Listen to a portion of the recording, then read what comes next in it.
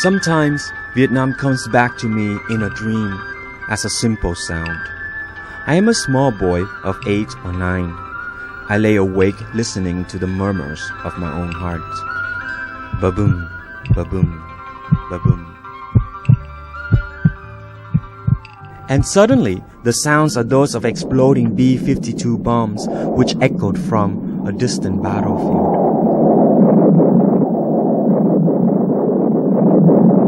I am in Hue, where my father was a South Vietnamese military commander near the end of the war. The sounds of the B-52 were for me the sound of security, of the Americans helping to protect us. Yet, for the North Vietnamese, they were the sounds that nightmares were made of. At the time I was very small, so I go with my mother. And the plane came, and we rushed into the shelter. And when we was the shelter, we feel very frightened, of course, because plane is something very, very powerful, yeah. And the bombing is very dangerous for every people. But our family belonged to the South, and though I was 11 when the war ended, I was already profoundly marked by war. In 1972, my father was called in to turn the tide against North Vietnamese troops who had invaded Quang Tri province across the DMZ, or demilitarized zone dividing North and South. The South Vietnamese are locked in a head-on clash for supremacy over the area just south of the DMZ. The fate of South Vietnam's northern province seems to rest on the shoulders of soldiers like these, and would also seem to be the hopes of the American policy of Vietnamization. With the help of American bombing under my father's command, we beat back the North Vietnamese then. My father took us to see the aftermath of those terrible battles. 27 years later, I came back to scenes of my childhood memories. This is the closest landing strip to the DMZ in Quang Tri, and as you can see, it's all bombed out. My father used to fly here from Hue, landing his helicopter, and once in a while he would take me and my brother. Our family flew out of Vietnam 2 days before Saigon's collapse. In San Jose, California, I recently asked my father about the old battlefields.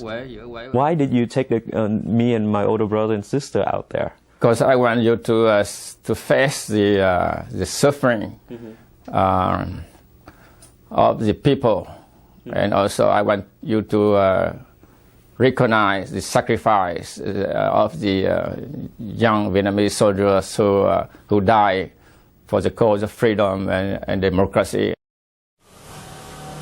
To us as kids all those years ago, the world was so simple then. There was a civil war, and we belonged to the South. This is the land we were fighting over. This is the land my father was sworn to protect. But as I grew up, I was to find out it was not sacrifice, nor heroics, but rather betrayal that was the only consistent theme of the Vietnam story. Though they had sacrificed 58,000 men in the war, my father reminded me the Americans withdrew military aid to us in 1974. As a result of that, we ran out of ammunition. We have no more ammunition. We don't have spare parts for our aircraft. We don't have fuel for our trucks. So we have no air support. So that's why we could not, beat back the last NVA offensive in 1975. And so, instead of fighting, many South Vietnamese fled, shedding uniforms to avoid surrender. The ultimate betrayal, I think, is the one against memory. 25 years on, Vietnam is at peace and flourishing. But on a plane to Saigon this month, a businessman old enough to remember the war, but young enough to remake himself, had this advice for me. Vietnam is very livable now, the man said. But to live here, you must pretend amnesia. Remember too much, and it will only bring sadness. Oh, and it gets in the way of making money. I am happy that Vietnam is thriving at last. But if the price to live here is amnesia, then for me at least, it's a price too high to pay. After all, it's difficult to belong to a nation that refuses to acknowledge its history.